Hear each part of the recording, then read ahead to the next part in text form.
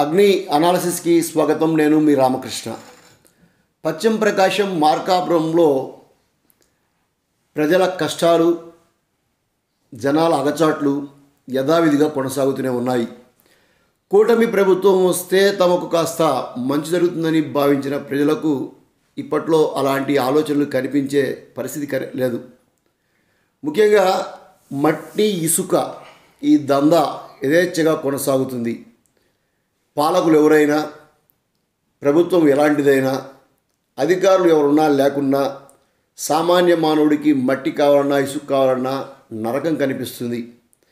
గత ప్రభుత్వం ఇలానే కొందరు వ్యక్తులకు ఇసుకతోలే పని, మట్టితోలే పని అప్పగించి స్థానిక నాయకులు దందా నిర్వహించినా పట్టించుకోలేదు. అదే ప్రభుత్వ తీరుతో ఇప్పుడు ప్రభుత్వం కూడా చేస్తుందా అని జనం ప్రశ్నిస్తున్న వైనం కనిపిస్తుంది. రాష్ట్రంలో ఎన్డీఏ కూటమి అధికారంలోకి వచ్చిన తర్వాత తెలుగుదేశం పార్టీకి సంబంధించిన నాయకులు ప్రముఖంగా ఎమ్మెల్యేలు, ఇన్ఛార్జీలు ఎక్కడ కనపడితే అక్కడ వారికి సంబంధించిన సెటిల్మెంట్లు, వ్యవహారాలు ప్రారంభించారు. గత ప్రభుత్వంలో వైసీపీ వాళ్ళు ఏం చేశారో తూచా తప్పకుండా అదే చేస్తున్న వైనం ఇక్కడ కనిపిస్తుంది. పర్టికులర్గా గుండ్లకమ్మ మార్కాపురం పక్కనే పారుతున్న ఒక నది. నిజానికి దాన్ని నదిగా భావించలేం, ఒక చిన్న కాలువలానే ఉంటుంది. కానీ వరద ఉధృతి చూస్తే అదొక నదిలా మనం ఖచ్చితంగా గుర్తించవచ్చు. దాదాపు దశాబ్ద కాలంలో 2 సార్లు గుండ్లకమ్మకు మంచి ప్రవాహం వచ్చింది. ప్రవాహం యొక్క ప్రభావం కూడా జనాలు చూశారు. మార్కాపురం చరిత్రలో 1-2 సార్లు గుండ్లకమ్మ నీరు ఊర్లోకి వచ్చి ఆ చివరి ప్రాంతాలు మొత్తం కూడా మురిగిన పరిస్థితి కూడా చాలామంది గుర్తే. తాజాగా విజయవాడ పక్క నుండే బుడమేరు ఏ విధంగా అయితే విజయవాడను నాశనం చేసిందో, భవిష్యత్తులో గుండ్లకమ్మ కూడా అలానే మార్కాపురాన్ని ముంచెత్తే ప్రమాదం ఉందని పరిశోధకులు చెప్తున్నారు.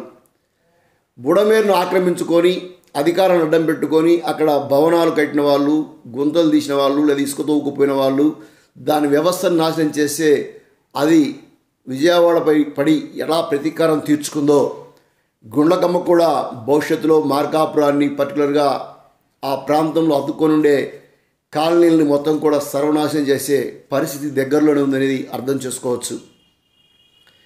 చీమా ఎందుకు కుట్టావంటే నా పుట్టలో ఏలు పెడితే కుట్టనా అన్నట్టు ఒక సామెత మనకు తెలుసు.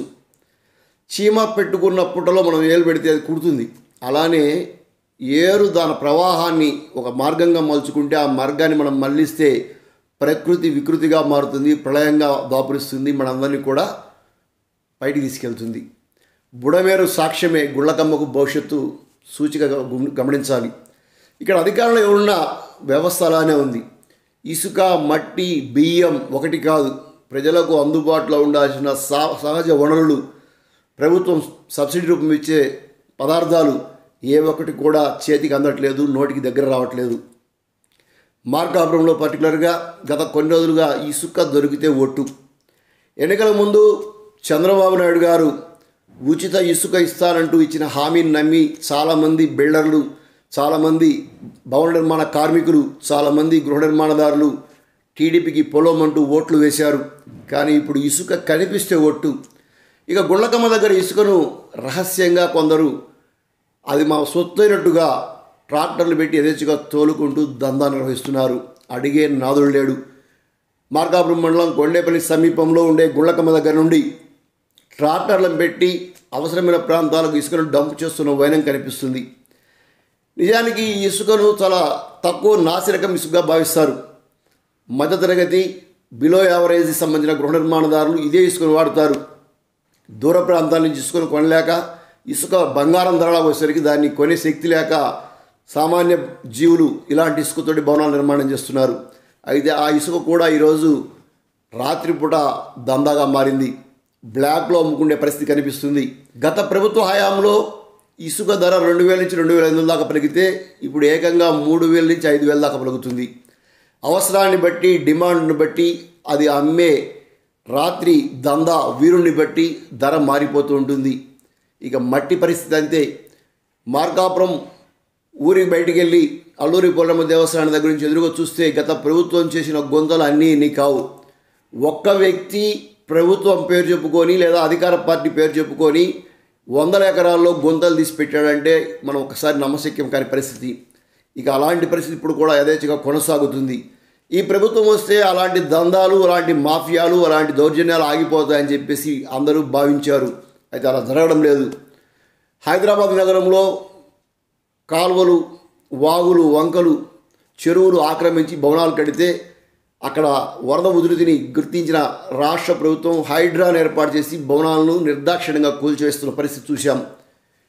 ఇప్పటికిప్పుడు మార్కాపులో అలాంటి పరిస్థితి రాకపోయినా వచ్చే 20-30 సంవత్సరాల్లో కాలువలు ఆక్రమించుకొని భవనాలు నిర్మించిన వారందరినీ కూడా ఇలాంటి శిక్ష తప్పదనేది మాత్రం ఖచ్చితమైన సంకేతం.